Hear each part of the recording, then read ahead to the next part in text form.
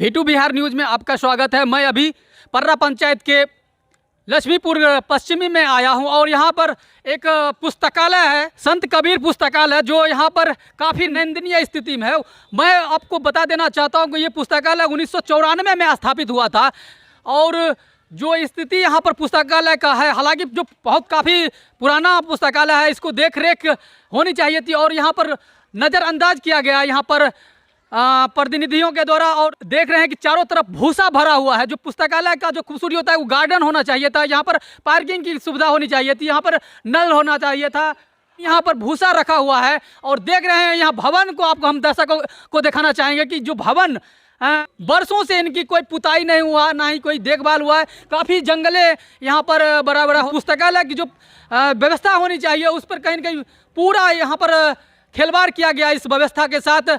यहाँ के मुखिया हो या और भी कोई भी जिम्मेदार आदमी हो, उनको इस चीज़ को देखना चाहिए था, लेकिन इनको नज़रअंदाज करके यहाँ पर सिर्फ अपनी सत्ता के लिए, अपने हित के लिए अलग की जो स्थिति है आप के सामने है। और देख रहे हैं कि यहाँ पर कुछ बच्चे खेल रहे हैं। यहाँ पर जो होनी चाहिए थी, यहाँ पे पुस्तक होना चाहिए था। यहाँ पर देख रहे हैं आप ये सीढ़ी जो यहाँ पर टूट कर बिखर गया है। जो स्थिति है वो कहीं न कहीं एक लापरवाही का एक परिणाम है। एक हमारे जो इस गांव के जो युवा हैं जो हमेशा इस पुस्तकालय के लिए आवाज़ बनकर उठाते रहते हैं, मैं उनसे जानना चाहूँ, पहले आपका अपना शुभ नाम बताएं। मेरा नाम अंबेडकर कुमार है, हम AISF संगठन से हैं।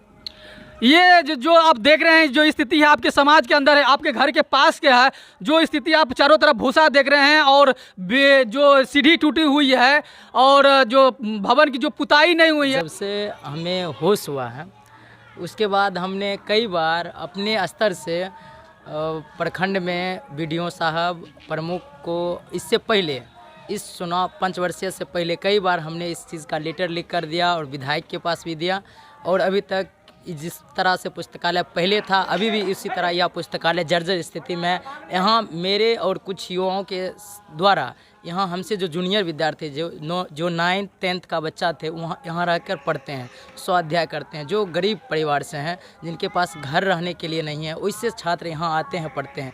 मगर इतना बावजूद होने के बावजूद भी हम कई दफ़ा यहाँ पर लाइट का व्यवस्था करवाने के लिए और यहाँ के पुस्तकालय जो होता है उसके अंदर में जो सामग्री होनी चाहिए इसके लिए कई दफ़ा हमने आवाज़ उठाया है।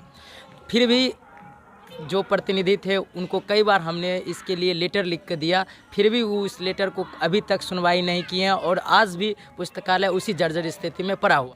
ये जो संत कबीर पुस्तकालय है बीरपुर प्रखंड का कहीं ना कहीं सबसे बड़ा पुस्तकालय है और इस तरह बीरपुर प्रखंड में आपको नगण्य मात्रा में इस तरह का पुस्तकालय, इतना बड़ा पुस्तकालय जिसके पास इतना व्यवस्था हो और इतनी बड़ी भवन हो और इस तरह पुस्तकालय प्रखंड में कहीं ना कहीं इसका गर्मा रहना चाहिए, मगर ये चीज़ नहीं है। कहीं ना कहीं इसका जिम्मेदार यहाँ का प्रतिनिधि है, यहाँ का प्रशासन है कि इसको देख रेख नहीं कर रहा है। आम लोग, आम जनता इसके लिए क्या कर सकता है? इसका संरक्षण हम लोग यहाँ से कर रहे थे। यहाँ पर कहीं जंगल हो जाता है, कभी कुछ हो जाता है, तो इसका हम लोग मिलकर साफ सफाई कर देते हैं।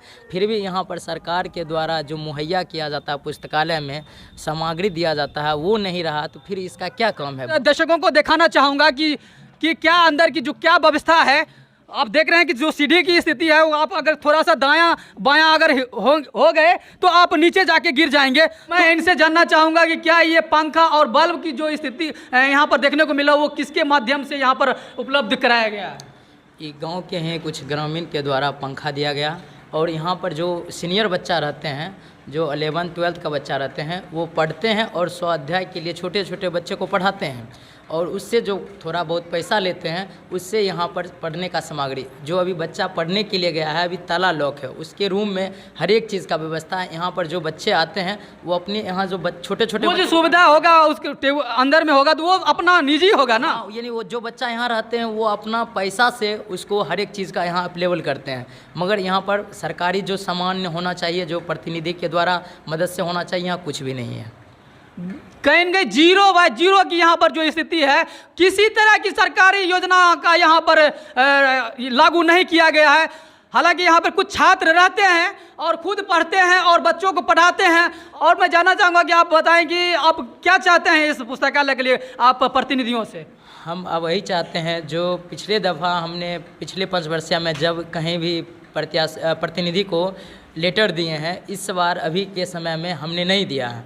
आगे के जो प्रतिनिधि नए नए चुन के आए हैं उनसे अनुरोध करेंगे इस पर पैनी नज़र रख के यहाँ पर सरकार के द्वारा जो भी सामग्री होना चाहिए उसका तुरंत व्यवस्था करें, मुहैया करवाएं। इसके लिए इस चीज़ पर नज़र आना चाहिए प्रतिनिधि को और इस पर सरकार से मांग करना चाहिए।